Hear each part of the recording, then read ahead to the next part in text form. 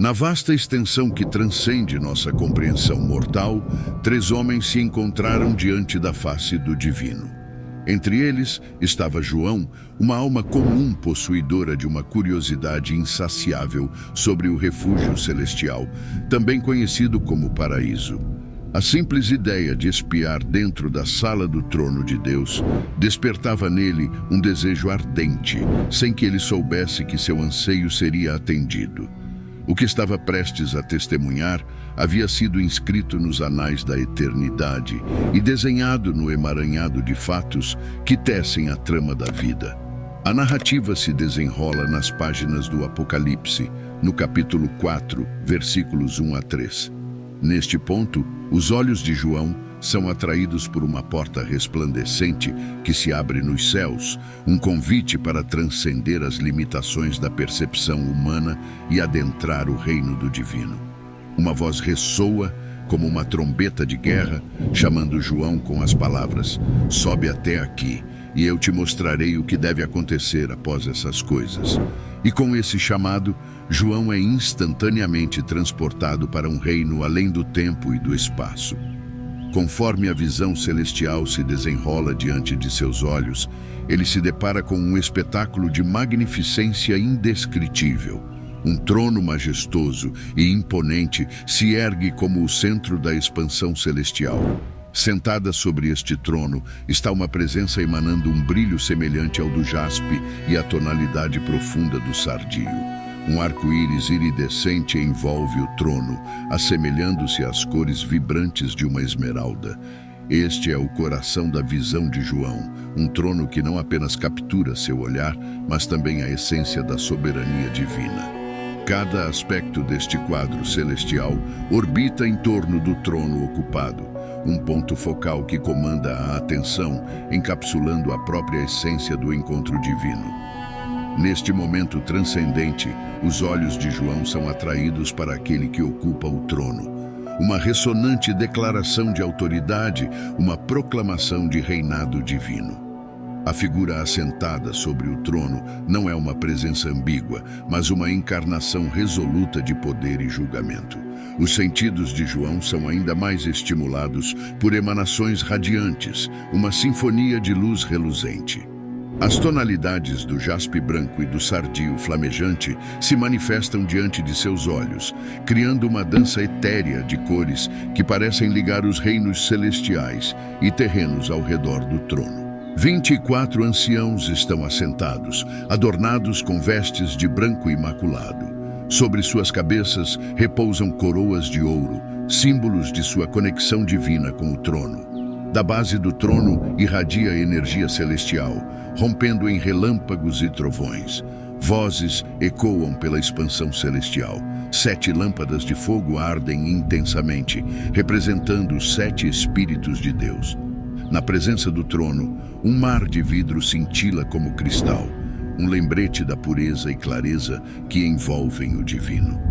Neste momento etéreo, as palavras de João nos transportam para uma realidade que transcende a nossa, uma realidade que vai além do tempo e do espaço. A visão dentro de Apocalipse 4 abre uma janela para a majestade do céu, uma experiência que transcende as palavras e nos convida a vislumbrar o divino pelos olhos do observador. Enquanto continuamos nossa jornada por essa narrativa em desenvolvimento, lembremos do significado profundo do trono ocupado, um símbolo de soberania divina, um farol de esperança e um testemunho da conexão eterna entre o mortal e o celestial. No meio do trono e ao redor dele havia 4 criaturas cheias de olhos, à frente e atrás. Assim, lemos relatos de que ao redor do trono havia 24 tronos, e antes dos anciãos, isso chamou a atenção de João. Ele notou os 24 tronos nos quais estavam assentados os 24 anciãos. O papel desses anciãos é motivo de debate entre os comentaristas. No entanto, sem dúvida, o povo de Deus parece ser representado pelos anciãos quando todas as coisas são consideradas. Sinais impressionantes e temerosos são relatados conforme do trono surgem relâmpagos, trovões e vozes. lembrando a presença temível de Deus no Monte Sinai. Isso transmite o espanto associado ao trono de Deus. A primeira criatura parecia um leão, a segunda como um bezerro, a terceira tinha um rosto como de um homem, e a quarta criatura era como uma águia voando. Cada uma dessas 4 criaturas tinha 6 asas e estava repleta de olhos por dentro, e elas não descansavam, adorando incessantemente e declarando: Santo, Santo, Santo é o Senhor Deus Todo-Poderoso, aquele que era, que é e que há de vir. Estas criaturas viventes parecem ser uma fusão entre os querubins de Ezequiel 10 e os serafins de Isaías 6. Os querubins estão associados ao julgamento ardente, enquanto os serafins estão ligados à purificação ardente. Estas criaturas nunca cessam de cantar sobre a santidade e a eternidade de Deus, proclamando a santidade do Senhor Deus Poderoso, aquele que era, que é e que há de vir. A visão dentro do Apocalipse nos transporta para uma realidade que transcende o tempo e o espaço, onde criaturas e anciãos unem suas vozes em um eterno cântico de adoração, proclamando a santidade do Senhor Deus Poderoso, aquele que era, que é e que há de vir.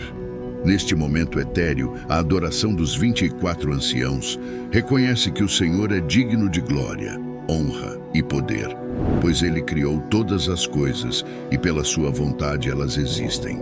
Esta visão nos prepara para o que está por vir, onde Deus é visto como o governante supremo do universo, sentado no trono de sua glória, cercado por criaturas que o adoram e prestes a enviar julgamento sobre a terra.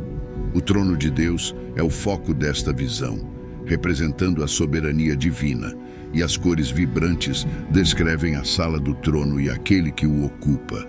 Eis que à nossa vista se revelaram 24 tronos, sobre os quais assentavam 24 anciãos, vestidos de alvura e coroados com resplandecentes coroas de ouro sobre suas cabeças.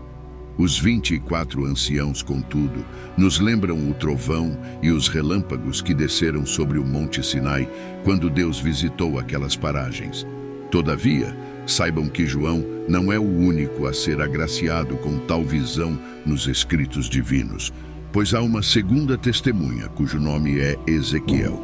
Ezequiel, no Antigo Testamento, nos documenta um cenário semelhante da sala do trono celestial. Vale ressaltar que a profecia de Ezequiel não é uma fábula de tempos distantes, mas sim a experiência verídica de um homem que habitou em tempos reais, em lugares reais, e que recebeu visões magníficas do Eterno. O ministério profético de Ezequiel teve início em um dia determinado, quando ele contemplou seres de 4 rostos e 4 asas, e suas pernas eram retas, com solas semelhantes às de bezerros reluzentes, como o bronze polido. Suas 4 faces olhavam em 4 direções: a face de um homem, a face de um leão à direita, a face de um boi à esquerda e sob as asas mãos humanas. Todas essas 4 criaturas tinham rostos e as asas tocavam as de seus companheiros, e cada ser vivente seguia adiante. No trono de glória, o eterno Rei soberano estava assentado sobre o firmamento. Ao lado de cada uma dessas criaturas celestiais, havia rodas, grandes rodas, com uma dentro da outra. E esta visão da glória divina precedeu o chamado profético de Ezequiel. Observai as semelhanças com o que o apóstolo João presenciou. Uma das primeiras constatações que saltam aos olhos é que Ezequiel nos brinda com uma descrição mais minuciosa das 4 criaturas viventes. No versículo 22 do capítulo 1 do livro de Ezequiel, vemos uma descrição assemelhada ao mar e à nuvem que guiavam os filhos de Israel em suas jornadas, de dia e de noite, sendo que a coluna de nuvem os iluminava como uma coluna de fogo ardente. Esta visão do fulgor irradiante é uma expressão da divina glória.